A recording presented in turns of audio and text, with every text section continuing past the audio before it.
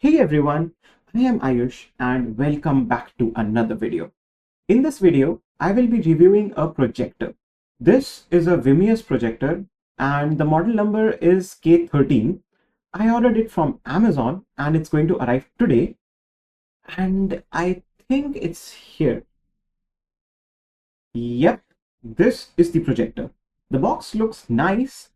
Let's get it inside and see the details. So, a brief about this purchase. I was wanting to buy a projector and I am not a projector enthusiast. I just wanted something bright and decent within a reasonable price point. This one is about 40,000 yen, so a good deal, I believe. The packaging is neat, and here we have some logos and compliances, and on the other side, we have the feature list. The most important part for me was that this had a keystone feature, as my positioning is not perfectly symmetrical and having an autofocus is also helpful. The previous projector I owned had a manual focus, so I had to rotate it and dial it in, which was not a very good user experience for me. So let's open this up. It is nicely packaged, and here we have the accessory box. It seems that it contains the remote and probably some more stuff. Let's keep it aside for now.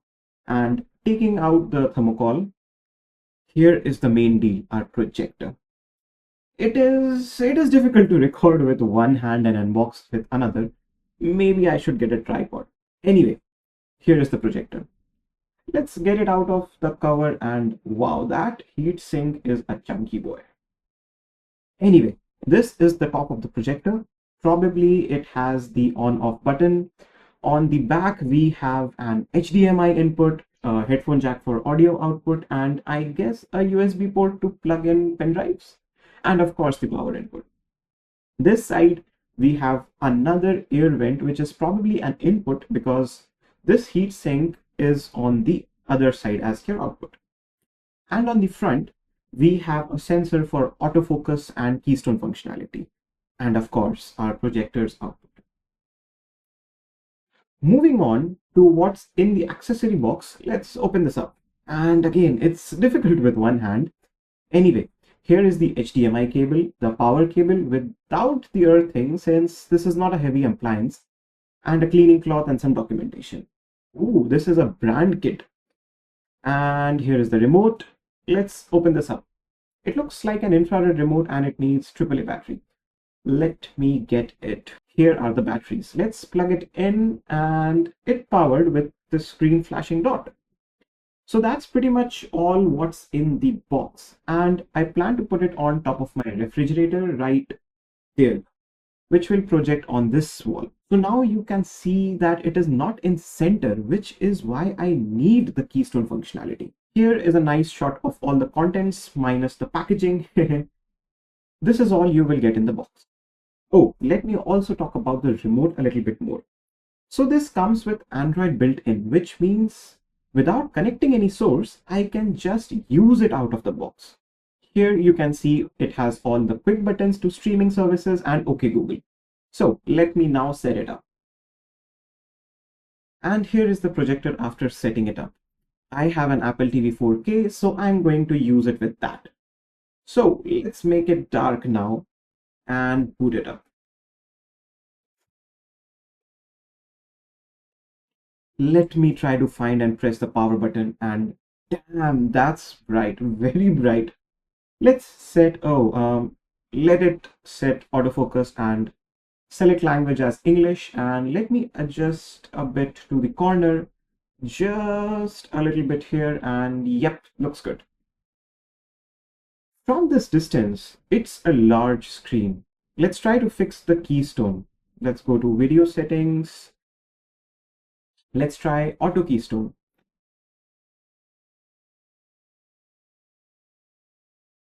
It didn't work very well, but oh well, I can fix that manually. So let me try my best to make it as nice as possible. It is fairly a straightforward process to set the keystone and fine tune it. And yeah, now it looks much better. By the way, there is also zoom. which of course once set, I will have to fix the keystone again. But yeah, there is that as well. Now let's try to use the built-in Android TV, which is a TV, I assume.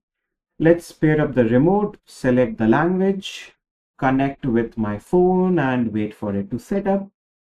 I don't think it has a very strong processor to run Android TV because its primary function is a projector, not a TV stick. And anyway, I don't need to use this since I have my own input source. Let's accept Google services and assume that we have read everything. Go through the quick walkthrough, next, next, next, next, and wait again, and done. Looks non-bloated. Let's open YouTube and play a test video to see the quality. Oh, I don't want to sign in right now. Let's go to search and I want to try voice search. So let me allow that first and 4K video.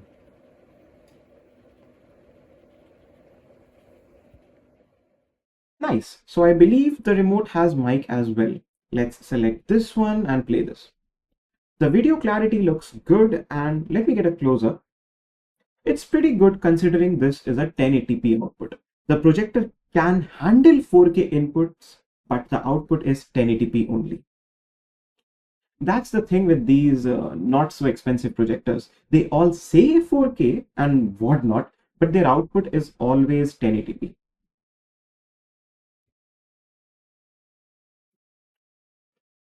Anyway, let's try to see what this device actually contains as hardware. So this is tvOS 11 with security patch of last year. Let's try to update, but there is no update. So this is not the latest version, and I am assuming the updates will not be that very frequent. Now let's switch to my Apple TV, which is the HDMI input. Let's open YouTube and go to search and 4K video. And play. For some reason, this looks much more clear than the Android one. I think that's because for the Android one, it was probably not handling the 4K stream because of the compute limitations, the processor limitations, whereas Apple TV can receive 4K from YouTube and do the processing on it. So this is my review of the Wimius K-13 and TLDR. It's a good budget projector. That's it for this one, and I will see you in the next video. Bye.